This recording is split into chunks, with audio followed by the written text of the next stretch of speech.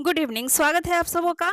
जितने भी मेरे लिसनर्स या व्यूअर्स मुझे देख रहे हैं, सुन रहे हैं, उन सबका स्वागत करती हूँ अपने इस चैनल पे जिसका नाम है लर्निंग ऑन ट्यूब। और इस चैनल में आज हम लोग भारत की राज्य व्यवस्था एवं शासन से संबंधित सीरीज को आगे बढ़ाते हुए 281 से 320 नंबर क्वेश्चन तक आगे बढ़ेंगे, जिसमें पूरे इस 40 क्वेश्चन के इस वीडियो सेगमेंट में आज हम लोग प्रधानमंत्री, लोकसभा एवं राज्यसभा से संबंधित इंपॉर्टेंट क्वेश्चंस को इंक्लूड करते हुए आगे बढ़ेंगे। और ये जो सब्जेक्ट है, इससे हर एक वनडे एग्जाम में कोई ना कोई क्वेश्चन रहता ही है, तो ये बहुत ही इंपॉर्टेंट वीडियो होने वाला है। तो इसको पूरा वॉच कीजिए, स्किप मत कीजिए और पूरा वॉच कीजिए और इसका लाभ उठाइए। और साथ ही आप सबों से यह भी कहना चाहती हूँ कि अगर अभी तक आपने मेरा ये चैनल सब्सक्राइब नहीं किया है तो प्लीज़ सब्सक्राइब कर लें और बेल आइकन भी दबा दें, जिससे कि आपको इसकी नोटिफिकेशन सही समय पर मिलती रहेगी। तो चलिए स्टार्ट करते हैं इस सीरीज को, भारत की राज्य व्यवस्था एवं शासन। देखते हैं कैसे कैसे क्वेश्चंस हैं। इस क्वेश्चन के इस सीरीज का फर्स्ट क्वेश्चन है 281 नंबर। हालांकि ये सीरीज का 281 नंबर होगा और इस वीडियो का ये फर्स्ट क्वेश्चन ही होगा। तो 281 क्वेश्चन है, मंत्रिपरिषद के सदस्यों के वेतन व भत्ते। चार ऑप्शंस दिए गए हैं, संविधान द्वारा निर्धारित किए गए हैं, राष्ट्रपति द्वारा प्रधानमंत्री के परामर्श से निश्चित किए गए हैं, संसद द्वारा समय समय पर निश्चित किए जाते हैं, या राष्ट्रपति द्वारा स्पीकर के परामर्श से निश्चित किए जाते हैं। इसमें हम देखते हैं कि हमारा राइट आंसर जो होगा, मंत्रिपरिषद के सदस्यों के वेतन और भत्ते जो होते हैं वे संसद द्वारा समय समय पर निश्चित किए जाते हैं। ठीक है, इसकी कोई निर्धारित सीमा नहीं होती है, इसके लिए समय समय पर इस तरह के प्रोविजन किए जाते हैं संसद में। नेक्स्ट क्वेश्चन की ओर चलेंगे। 282 भारत के प्रधानमंत्री की स्थिति ब्रिटेन के प्रधानमंत्री से श्रेष्ठ है। श्रेष्ठ किस स्थिति में है? तो इसका आंसर हो जाएगा ऑप्शन नंबर ए, क्योंकि उसके पद को संवैधानिक मान्यता प्राप्त है। भारत के प्रधानमंत्री के पद को संवैधानिक मान्यता प्राप्त है, यानी कि संविधान द्वारा ही प्रधानमंत्री पद की व्यवस्था की गई है, लेकिन ब्रिटेन के प्रधानमंत्री के लिए ऐसी कोई व्यवस्था या प्रोविजन नहीं है। तो इस स्थिति में भारत के प्रधानमंत्री की स्थिति ब्रिटेन के प्रधानमंत्री से बेहतर है। चलिए आगे बढ़ते हैं। क्वेश्चन नंबर 283, यदि प्रधानमंत्री त्यागपत्र दे अथवा उसका निधन हो जाए तो क्या होगा? मतलब प्रधानमंत्री अगर त्यागपत्र दे देते हैं या फिर उनका निधन हो जाता है तो क्या होगा कि मंत्रिपरिषद अपने आप भंग मानी जाती है। यानी कि प्रधानमंत्री त्यागपत्र दे दे या फिर उसका निधन हो जाए तो मंत्रिपरिषद भंग हो जाएगी, यानी कि शेष कार्यकाल जो उनका बचा है उस कार्यकाल के लिए किसी अन्य व्यक्ति को प्रधानमंत्री के पद पर नहीं बिठाया जाएगा। मंत्रिपरिषद अपने आप भंग हो जाती है। ठीक है, नेक्स्ट क्वेश्चन 284, भारत की संसद में निम्न में से क्या सम्मिलित है? भारत की संसद में निम्न में से क्या सम्मिलित है? तो भारत की संसद जो होती है राष्ट्रपति, लोकसभा एवं राज्यसभा से मिलकर के बनती है। ठीक है, तो इस तरह से हमारा ये हो गया, भारत की संसद में क्या सम्मिलित है? राष्ट्रपति, लोकसभा और राज्यसभा। नेक्स्ट क्वेश्चन 285 है, इस समय लोकसभा की अधिकतम संख्या कितनी है? वर्तमान में लोकसभा की अधिकतम संख्या कितनी है? तो अभी जो है 550 माना जाता है, हालांकि ये घटते बढ़ते रहते हैं एक्यूरेट। ठीक है, तो 550 तो है ही, लेकिन वर्तमान में कितने सदस्य नियुक्त हैं वो मैं आपको बता दूंगी डिस्क्रिप्शन बॉक्स में।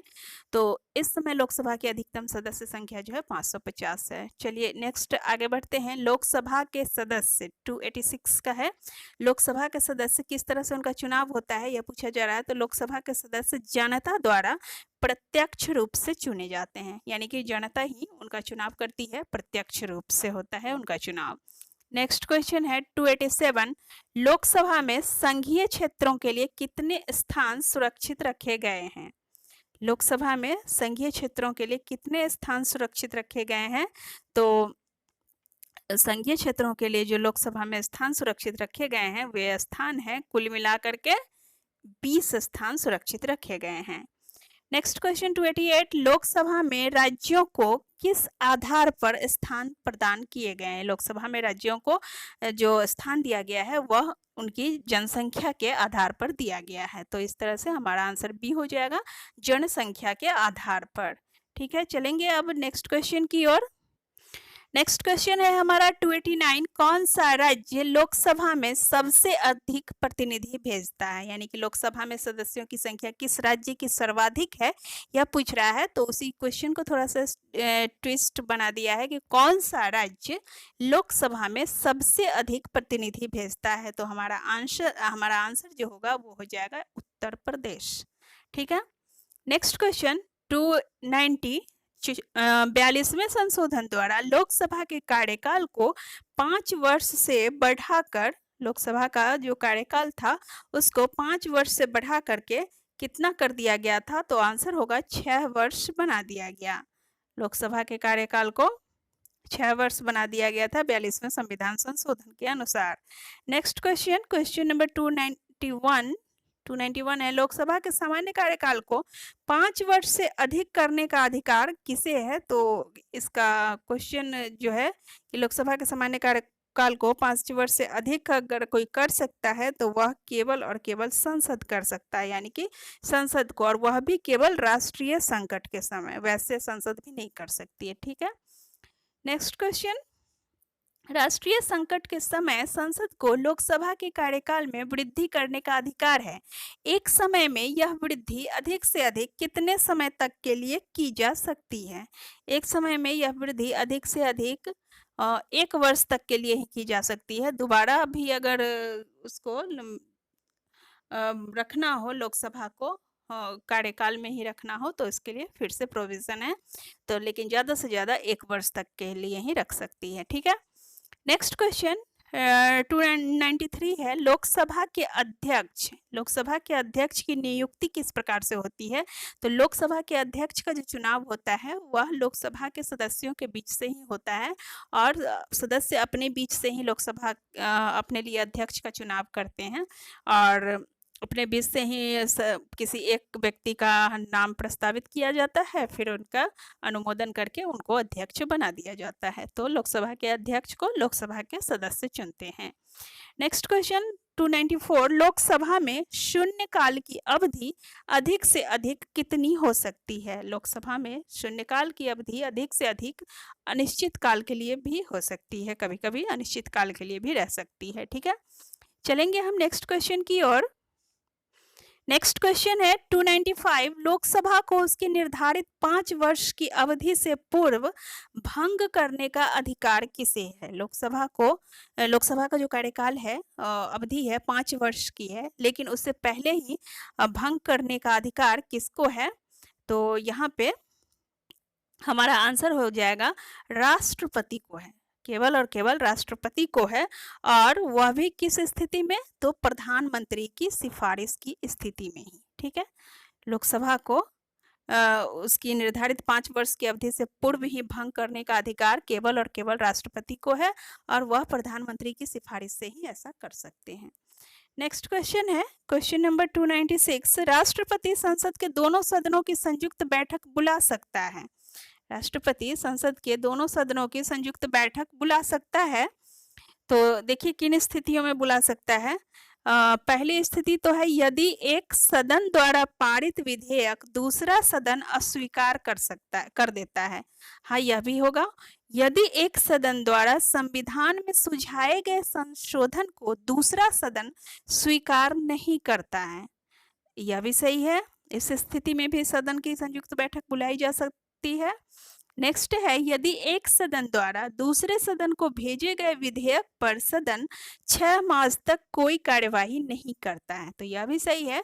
तो इस तरह से हमारा आंसर हो जाएगा उपरोक्त सभी परिस्थितियों में। आंसर हो जाएगा राष्ट्रपति संसद के दोनों सदनों की संयुक्त बैठक बुला सकता है। किन किन स्थितियों में, तो पहली स्थिति यदि एक सदन द्वारा पारित विधेयक दूसरा सदन अस्वीकार कर देता है। दूसरी स्थिति यदि एक सदन द्वारा संविधान में सुझाए गए संशोधन को दूसरा सदन स्वीकार नहीं करता है।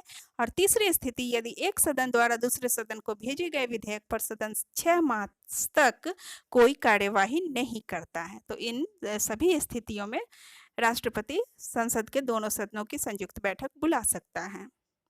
चलेंगे हम नेक्स्ट क्वेश्चन 297, संसद में सदनों की संयुक्त बैठक की अध्यक्षता कौन करता है। संसद में संयुक्त बैठक जब होती है सदन की, तो उस समय इसकी अध्यक्षता कौन करता है? तो हमारा आंसर होगा लोकसभा का स्पीकर। सदन की संयुक्त बैठक मतलब संसद की संयुक्त बैठक की अध्यक्षता को संबोधित करने का अधिकार राष्ट्रपति को भी है, लेकिन कुछ विशेष परिस्थितियों में से, और वैसे जो है संयुक्त बैठक की अध्यक्षता हमेशा और हमेशा लोकसभा का स्पीकर या अध्यक्ष ही करेगा। ठीक है, नेक्स्ट क्वेश्चन की ओर आगे बढ़ेंगे हम लोग। नेक्स्ट क्वेश्चन है हमारा, लोकसभा का स्पीकर अपने निर्णायक मत का प्रयोग केवल, लोकसभा का स्पीकर जो होता है वह अपने निर्णायक मत का प्रयोग कब करता है? तो यह आंसर हो जाएगा केवल उस स्थिति में जब पक्ष तथा विपक्ष के मत समान हो। तो उस समय लोकसभा का स्पीकर या अध्यक्ष अपने निर्णायक मत का प्रयोग करके किसी एक पक्ष को आगे बढ़ा सकते हैं या फिर उनके मत का समर्थन करके उनकी जीत दिला सकते हैं। ठीक है, नेक्स्ट क्वेश्चन है 299, लोकसभा द्वारा धन की अग्रिम स्वीकृति अर्थात वोट ऑन अकाउंट किस कार्य के लिए दी जाती है? धन की अग्रिम स्वीकृति लोकसभा द्वारा दी जाती है तो किस कार्य के लिए दी जाती है? तो हमारा आंसर हो जाएगा ए हो जाएगा बजट प्रस्तुत किए जाने तथा उसके पारित किए जाने के मध्य होने वाले खर्च के लिए। ठीक है, लोकसभा द्वारा धन की जब अग्रिम स्वीकृति यानी कि वोट ऑन अकाउंट दी जाती है तो उसका उद्देश्य क्या होता है? उद्देश्य होता है बजट प्रस्तुत किए जाने तथा उसके पारित किए जाने के मध्य होने वाले जो खर्च होते हैं उन सब खर्चों को पूरा करने के लिए दिया जाता है वोट ऑन अकाउंट। ठीक है, नेक्स्ट है लोकसभा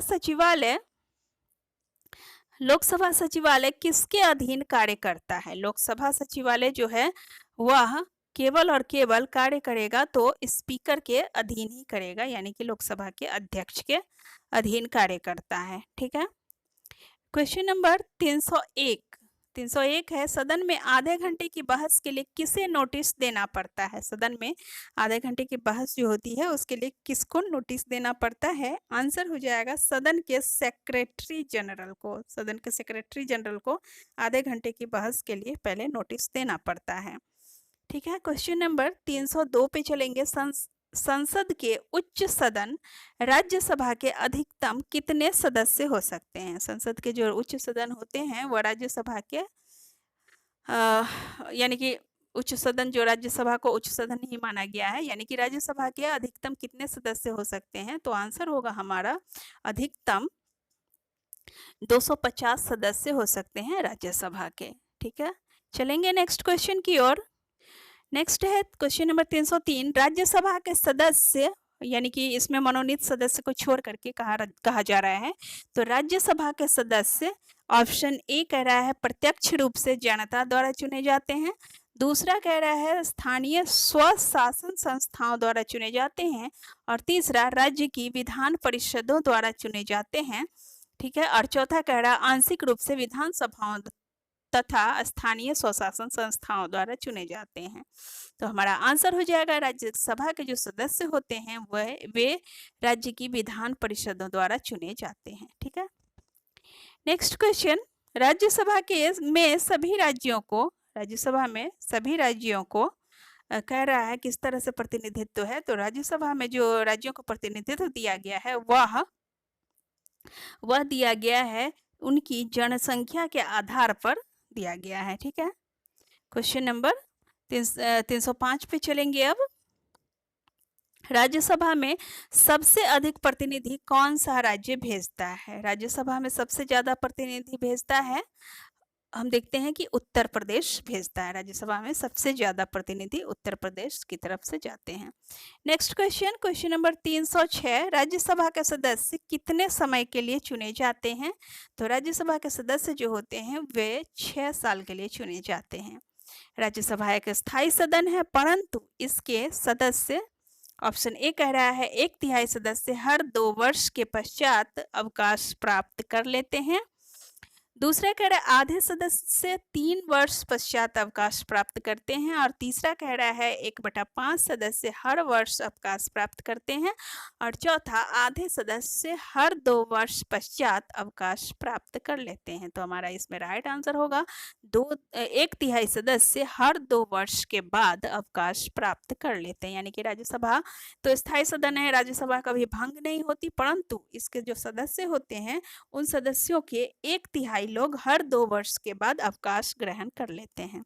चलेंगे हम नेक्स्ट क्वेश्चन की ओर। Question number 308 number question, Lok Sabha के महासचिव को, जो कि लोकसभा सचिवालय का मुख्य है, कौन नियुक्त करता है? लोकसभा सचिवालय का मुख्य यानी कि लोकसभा के महासचिव को नियुक्त कौन करता है? तो आंसर हमारा हो जाएगा स्पीकर नियुक्त करता है, यानी कि लोकसभा का अध्यक्ष ही लोकसभा के लिए महासचिव को नियुक्त करता है। चलेंगे अब नेक्स्ट क्वेश्चन की ओर। संसद के 2 सत्रों के बीच अधिक से अधिक कितना अंतर होना चाहिए? संसद के 2 सदनों के बीच अधिक से अधिक अंतर जो होना चाहिए वह केवल और केवल 6 मास तक का होना चाहिए। ठीक है। Next question, question number 310, Rajya Sabha का सभापति, ऑप्शन ए कह रहा है राज्यसभा के सदस्यों द्वारा निर्वाचित किया जाता है। नहीं, ये नहीं होगा। आगे बढ़ के देखते हैं नेक्स्ट क्या है 310 का। राज्यसभा के सभापति राज्यसभा के सदस्यों द्वारा निर्वाचित किए जाते हैं, यह नहीं होगा।